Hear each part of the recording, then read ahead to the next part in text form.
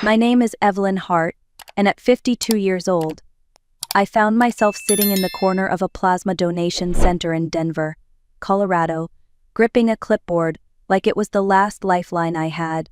The receptionist had just handed me a stack of forms, and while her smile looked polite enough, it did nothing to steady the heaviness in my chest. I was here for one reason: I needed $40 to buy my son's asthma medication. As I filled in my name and scratched down my sister's address, the reality of how far I had fallen pressed hard against my ribs. Only a year ago, I ran a respected event planning company with clients across the state. I owned a home, a thriving business, and a life that felt stable. But life has a strange way of collapsing in on itself when you least expect it. Now I sat among strangers, pretending like this was normal, pretending like I belonged here. The pen shook slightly in my hand as I checked each box on the form. No recent tattoos. No travel. No drug use. No fainting spells. Just a middle-aged woman trying to trade her own blood for a few dollars and a little dignity. What I did not know was that within that small vial of blood lay something that would change everything. A year earlier, my life looked nothing like this. Back then, I was the proud owner of Heartline Events, a company I had built from scratch over nearly 2 decades. We planned charity galas, corporate retreats, weddings, and community festivals. I had a small team I trusted, clients who greeted me with warm hugs, and a schedule so full I barely had time to breathe. It was the kind of busy that felt rewarding, the kind that made you believe you were building something solid and lasting. All of that changed in one night. It was a summer fundraiser for a local bank, an event we had prepared for with our usual precision. But somewhere between transport and storage, a refrigeration unit malfunctioned, and no one caught it in time. By the end of the evening, dozens of guests fell violently ill. Within days, the story spread across every news outlet in Denver. Reporters camped outside my office. Lawsuits multiplied faster than we could respond. Clients canceled contracts. The suppliers involved shifted blame. And me, the face of the company, became the person everyone pointed to. My husband, Mark, could not handle the fallout. He said the business had consumed me for years, and now it was destroying us. One night, after an argument that left us both exhausted, he packed his things and walked out, choosing a fresh start, with someone new rather than fighting through the chaos with me. His departure felt like a second blow, sharper than the first. Within months, the business collapsed under financial pressure. Our home was sold. Every savings account drained. What remained was my son and me, trying to survive the wreckage of a life I thought was secure. And that was how I ended up in that donation center, holding a pen with shaking hands, trying to trade my own plasma for $40. The nurse who called my name looked barely 30, with kind eyes and a gentle voice that made me feel slightly less out of place. She led me into a small room with a blood pressure cuff, a scale, and a metal tray of neatly arranged supplies. I sat down, clutching my purse in my lap like a shield. "First-time donor?" she asked. I nodded. She wrapped the cuff around my arm, made small talk, then tied a tourniquet and examined the inside of my elbow. Her eyebrows lifted. "You have great veins. Easiest one I have seen all day." I tried to smile, but all I could think about was the medication my son needed. When she drew the initial sample, I barely felt it. She labeled the tube, thanked me for my patience, and stepped out to run the basic tests. Minutes passed, then 10, then 15. When the door opened again, she was not smiling anymore. Behind her stood a man in a white coat, older, with a serious expression that made the room feel suddenly smaller. "Mrs. Hart," he said, offering a hand. "I am Dr. Samuel Pierce, the medical director here. We need to go over something unusual in your sample." Unusual. The word tightened something deep in my chest. Dr. Pierce sat down across from me. "Your blood type is what we call raw null. It is extremely rare. So rare that the international registry flags any new case immediately. There are only a few dozen known donors in the world." I blinked at him.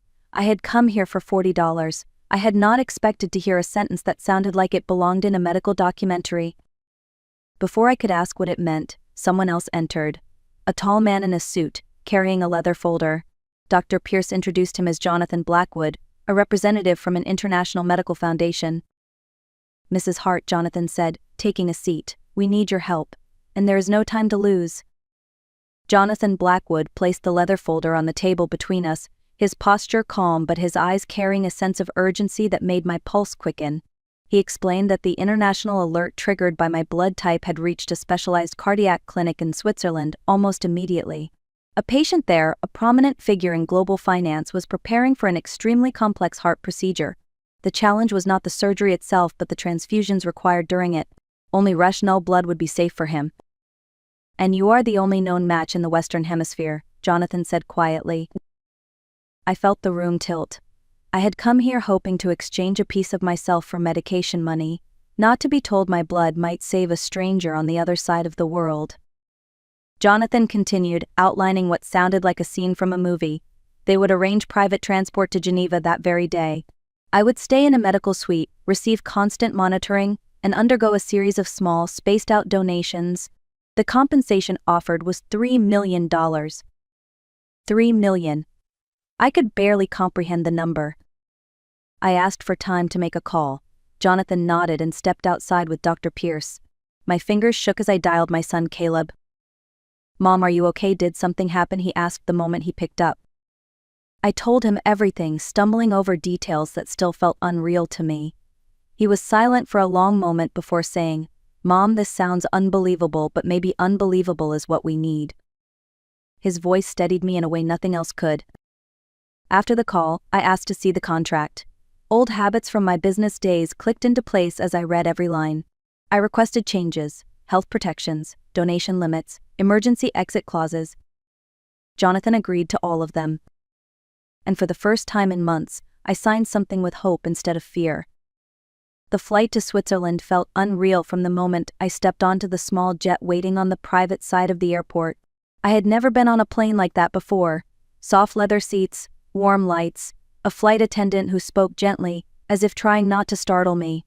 I kept my hands folded tightly in my lap, afraid that if I relaxed even a little, the strangeness of it all would wash over me too fast. Jonathan traveled with me, reviewing the plan once more as the plane crossed the Atlantic. I listened, nodding when needed, but my thoughts drifted often. I kept thinking of Caleb, of how his face lit up when I told him I might be able to pay off our debts, pay for his medication without worry, maybe even give him a future again. When we finally landed in Geneva, the sun had just dipped behind the mountains, leaving the sky streaked with soft pink and gold. A car waited for us, and as we drove along the edge of Lake Geneva, the world outside the window looked almost too beautiful to be real. The clinic itself felt more like a luxury retreat than a medical facility. My suite had tall windows overlooking the water, a sitting area, and a bed so soft it almost swallowed me when I sat on it. A nurse named Elise introduced herself and walked me through every detail of the upcoming procedures. Her calmness steadied me. Later that evening, Dr. Emil Weber, the lead surgeon, visited my room. He explained the surgery planned for the patient and why my blood was essential to its success. His tone was respectful, almost reverent, in a way I had never heard from a doctor before. "You are giving someone a chance they cannot get anywhere else," he said. For the first time since this began, I understood the weight of what I had agreed to. And despite the fear, something inside me felt quietly steady. The morning after I arrived, Elise knocked gently on my door and told me someone wished to speak with me before his surgery. I assumed it would be another doctor or administrator. Instead, she led me down a quiet hallway to a private room with floor-to-ceiling windows overlooking the lake. Inside, seated near the glass with a blanket over his legs, was the man whose life now depended on my blood. Graham Whitlock. I recognized the name from business headlines over the years. He was the kind of man newspapers described with phrases like financial architect and the mind behind empires. But the person in the chair looked nothing like the commanding figure I had imagined. His face was pale, his breathing slow but deliberate, and when he looked up at me, his eyes held something I had not expected at all: humility. "Mrs. Hart," he said, extending a hand that trembled slightly, "thank you for agreeing to meet me." I sat across from him, unsure what to say. He gave a faint smile. "I wanted to see the person who is giving me a chance I do not deserve," he said. "Most people who end up in my position had more warning than I did. More time to repair things. I did not." There was a tired honesty in his voice that disarmed me. I found myself telling him more than I intended. About my business. About the collapse. About how I had ended up at a plasma center with $40 standing between me and my son's medication. Graham listened intently, his expression softening with every word. "You lost everything built on the outside," he said quietly, "but you carried something extraordinary inside you all along. Most people never discover that." For a long moment, neither of us spoke. The machines around him hummed softly, and sunlight shimmered on the lake behind him. I had walked into the room imagining him as a powerful stranger. I walked out realizing he was something very different. A man standing at the edge between life and death, grateful for a kindness I did not yet fully understand. And for the first time, this did not feel like just a medical agreement. It felt like the start of something I could not yet name. Graham's surgery was scheduled for the following morning. I barely slept the night before. I kept pacing from the window to the door, staring out at the dark lake as if it held some answer I needed. Elise eventually brought me tea and gently reminded me that worrying would not change the outcome. Still, my mind raced. The clinic staff moved with calm precision that morning. Graham was taken into a restricted wing, and I waited in a quiet lounge with wide chairs and soft lighting. Hours passed. I tried reading, then tried resting, but nothing helped. My hands stayed cold the entire time. When Dr. Weber finally appeared, his expression was a mixture of relief and exhaustion. "The surgery went well," he said. "Your donation stabilized him throughout the procedure. He is in recovery now." My knees weakened with gratitude, but relief did not last long. That night, I was awakened by hurried footsteps in the hallway. Nurses speaking in low, urgent voices. A few minutes later, Elise knocked on my door. "Evelyn, I think you should come with me. Graham is experiencing complications." My heart dropped. She led me to the same glass-walled room where I had met him the day before. Only now it was filled with machines and monitors. Graham lay motionless, his chest rising and falling in shallow patterns. He had developed fluid around his heart. They were preparing him for an emergency procedure. Dr. Weber assured me they caught it early, but the fear in the room was unmistakable. As I stood there, someone else entered. A man in his 30s with a sharp suit and sharper eyes. "I am Ryan Whitlock," he said, introducing himself as Graham's son. His tone was polite, but his gaze lingered on me with an edge I could feel. "So you are the donor," he said, as if testing the weight of the words. "My father seems to think highly of you." I explained how I became involved, keeping my voice steady, but I could tell what he was thinking. To him, I was a stranger who had suddenly appeared in his father's life at a vulnerable moment. Someone who might want something in return. His suspicion hung in the air, unspoken but heavy. Later, when Graham was taken into the procedure, I returned to my suite feeling drained. I had come here to help save a life, not to walk into a family's unspoken fears and judgments. But I also knew this was no longer just about blood donations and contracts. Whether I wanted it or not, a thread now tied my life to Graham's. The only question was where that thread would lead. Graham spent the next several days recovering from the emergency procedure. I visited when the nurses allowed it, sitting quietly beside him while he slept, reading aloud when he was awake enough to listen. His strength returned slowly, but his spirit sharpened in a way that surprised everyone, including his doctors. One afternoon, as sunlight warmed the room, he motioned for me to sit closer. "Evelyn, I have spent most of my life solving problems with money," he said, "yet the one thing that saved me came from someone who had none of it left. You gave me more than blood, you gave me time. And I want you to have something in return." I tried to protest, but he lifted a hand gently. "Please let me finish." He told me he had been reviewing my business background with his team, not in a prying way, but because he believed I had experience that mattered far more than my failures. He explained that his company often worked with organizations facing crises, both financial and operational, and that my ability to rebuild after disaster made me uniquely qualified to guide others through the same storms. "I want to help you start again," he said, "not out of obligation, but because I believe you still have so much to offer." He outlined an idea for a consulting firm focused on recovery planning, something small at first but with real potential. His team could help with structure, resources, and early clients. The business would be entirely mine. Before I could respond, he added one more thing. "Caleb deserves his future too. If he wants to return to school, I can make sure he has the support he needs. No strings attached." The words settled over me like warmth after a long winter. For months I had felt like life had been closing doors faster than I could reach for them. Now, for the first time, someone was opening one. And not just any door, but one that led to a future I had stopped imagining for myself. Leaving Switzerland felt strangely bittersweet. I had arrived there as someone desperate, someone clinging to the hope that a few donations might keep my son's medication cabinet from going empty. I returned home carrying something far different, a plan, a future, and a sense of worth I had not felt in years. Denver looked the same, but I no longer felt like the same woman who had left it. Caleb hugged me so tightly at the airport that I could barely breathe. He listened to every detail I shared about Graham's recovery, about the consulting idea, about the way life suddenly seemed filled with possibilities again. My sister helped me move into a small but peaceful apartment overlooking a quiet park. It was not the house I lost, but it was mine, and that mattered. I had just started unpacking when someone knocked on my door. The moment I opened it, my stomach tightened. Mark.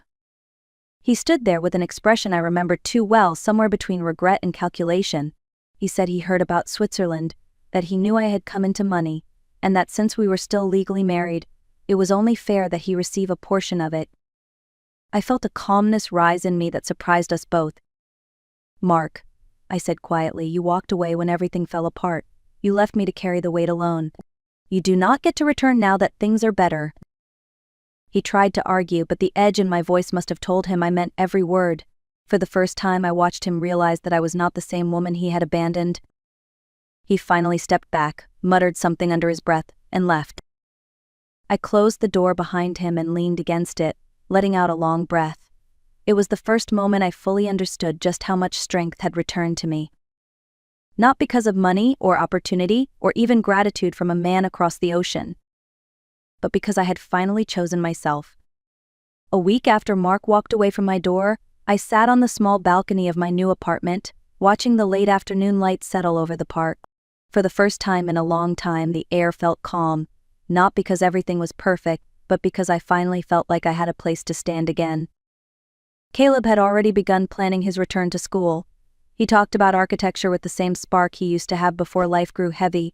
Seeing that light come back into his eyes felt like its own kind of miracle. As for me, I began sketching out the foundation of my new consulting company. It would start small. A few clients, a simple office, nothing flashy, but it would be built on what I understood better than most: loss, resilience, starting again. One evening, I received a message from Graham. He was cleared to travel in a few months and hoped to visit Denver for follow-up care. He also wanted to see how my plans were unfolding and maybe share a cup of coffee somewhere quiet. I smiled at the screen longer than I meant to. Looking back now, I realized the moment my life changed was not when I stepped off the plane in Switzerland. It was when I walked into a plasma center believing I had nothing left to give. Sometimes the parts of ourselves we think are empty turn out to be the ones carrying the most worth. If this story resonated with you, feel free to like the video, share it, and leave a comment. Your support helps us bring more heartfelt stories to life.